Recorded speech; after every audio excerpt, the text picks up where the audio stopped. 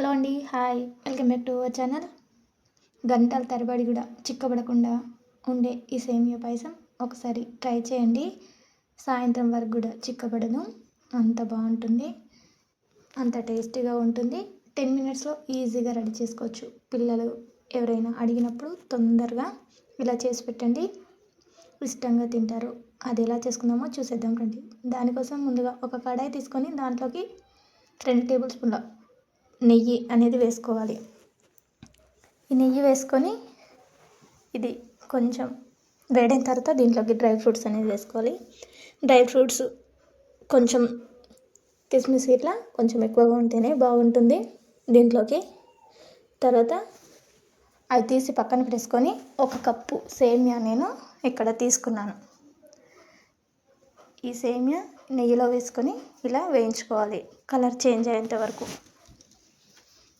ఇలా సేమియా కలర్ మొత్తం చేంజ్ అయిన తర్వాత కలుపుకుంటూ ఉండాలి.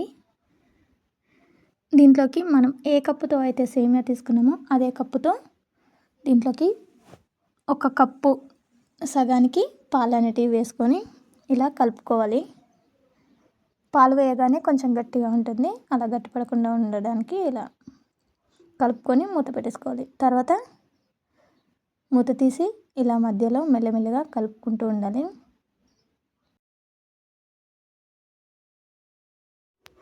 ఇలా కలుపుకొని దీంట్లోకి వేడి నీళ్ళు వేసుకోవాలి, చన్నీళ్ళు కాకుండా.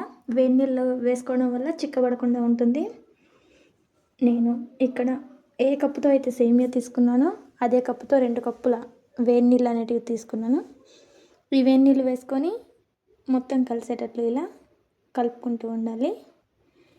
ఇలా మరుగుతున్నప్పుడు ఇలా ఒక పొంగు రావాలి. ఇలా పొంగు వచ్చిన తర్వాత ఇలా స్లోగా కలుపుకొని దీంట్లోకి మనం ఏ కప్పుతో అయితే సేమియా తీసుకున్నామో అదే కప్పుతో దీంట్లోకి నేను చక్కెర అనేది వేసుకుంటున్నాను.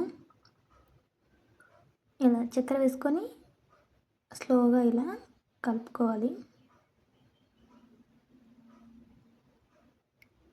ఇలా కలిపేసుకొని ఒక 5 మినిట్స్ అట్లా ఉంచి దీంట్లోకి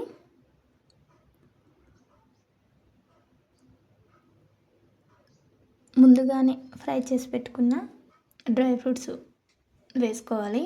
ఇలా మరుగుతున్నప్పుడు ఈ డ్రై ఫ్రూట్స్ వేసుకున్న తర్వాత ఒకసారి అటు ఇటుగా ఇలా కలిపేసుకొని దీంట్లోకి యాలకుల పొడి వేసుకోవాలి. ఈ పాటికే సేమియా 90% ఉడికిపోయింది. ఇలా యాలకుల పొడి వేసుకొని కొంచెం నెయ్యి ఇష్టపడే వాళ్ళు పైనుంచి నెయ్యి వేసుకుంటే టేస్ట్ చాలా బాగుంటుంది. యాలకుల పొడి నెయ్యి ఒకేసారి వేసుకోవాలి. ఇలా వేసుకొని ఇలా ఒకసారి కలుపుకొని పైనుంచి మూత పెట్టేసుకోవాలి. ఒక్కసారి ఈ విధంగా సేమియా పాయసం ట్రై చేయండి, టేస్ట్ చాలా బాగుంటుంది. మూత పెట్టేసుకొని ఒక ప్లేట్లోకి తీసుకుంటే సూపర్ టేస్టీ సేమియా పాయసం రెడీ. మీరు కూడా ఇలా చేస్తారా? కామెంట్ చేయండి.